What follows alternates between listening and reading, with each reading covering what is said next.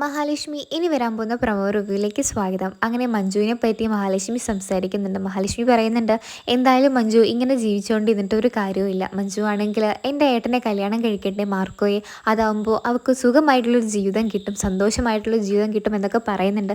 അങ്ങനെ കണ്ണം പറയുന്നുണ്ട്, നീ എന്തായാലും മഞ്ജുവിനോട് സംസാരിക്കുക എന്ന് പറയുമ്പോൾ മഞ്ജുവിനും സമ്മതം എന്നുള്ള രീതിയിലാണ് മഞ്ജു മറുപടി നൽകുന്നത് തന്നെ. മഞ്ജു ഒരുപാട് മാറിയിരിക്കുന്നുണ്ട്. മഞ്ജു ആണെങ്കിൽ കണ്ണനെയും മഹാലക്ഷ്മി ഇപ്പോൾ ഒരുപാട് സ്നേഹിക്കുകയും ബഹുമാനിക്കുകയൊക്കെ ചെയ്യുന്നുണ്ട്. അതുകൊണ്ട് തന്നെ മാർക്കോയെ കല്യാണം കഴിക്കാൻ മഞ്ജു സമ്മതിക്കുകയും ചെയ്യുന്നുണ്ട്.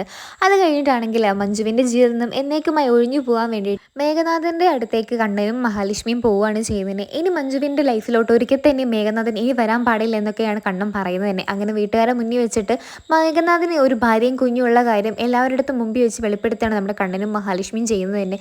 അങ്ങനെ ഇതൊക്കെ സത്യമാണോ? ഇനിയിപ്പോൾ മാർക്കോയുടെ വിവാഹം കഴിക്കാൻ മഹാലക്ഷ്മിയുടെ മുമ്പിലൊക്കെ നമ്മുടെ മഞ്ജു സംസാരിച്ച കാര്യമൊക്കെ നമ്മുടെ മേഘനാഥൻ അറിഞ്ഞത് കൊണ്ട് തന്നെ മേഘനാഥൻ മഞ്ജുവിൻ്റെ അടുത്ത് എത്തുകയും മഞ്ജുവിനോട് കാര്യങ്ങൾ തിരക്കുകയും ചെയ്തിട്ടുണ്ട്. മഞ്ജു ആണെങ്കിലും മേഘനാഥനെ ആട്ടി ഇറക്കുകയാണ് ചെയ്തുകൊണ്ടിരിക്കുന്നത് തന്നെ.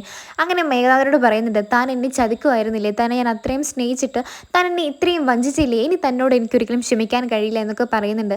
അങ്ങനെ മേഘനാഥൻ പറയുന്നുണ്ട്, നീ കണ്ടതും കേട്ടതൊക്കെ കള്ളമാണ് മഞ്ജു, നീ അത് മനസ്സിലാക്കുക, എന്നെ നീ വിട്ടിട്ട് പോകല്ലേ എന്നൊക്കെ മേഘനാഥൻ പറയുന്നുണ്ടെങ്കിലും മഞ്ജു അത് വിലക്കെടുക്കാതെ നിൽക്കുകയാണ് ചെയ്യുന്നത് തന്നെ. ഇനിയിപ്പോൾ എന്തൊക്കെയായിരിക്കും നടക്കുക എന്ന് തന്നെ കണ്ടു തന്നെ അറിയാം. ഈ സീരിയൽ ഇഷ്ടപ്പെടുന്ന എല്ലാവരും ചാനൽ സബ്സ്ക്രൈബ് ചെയ്ത് സപ്പോർട്ട് ചെയ്യണേ. അപ്പോൾ ബൈ.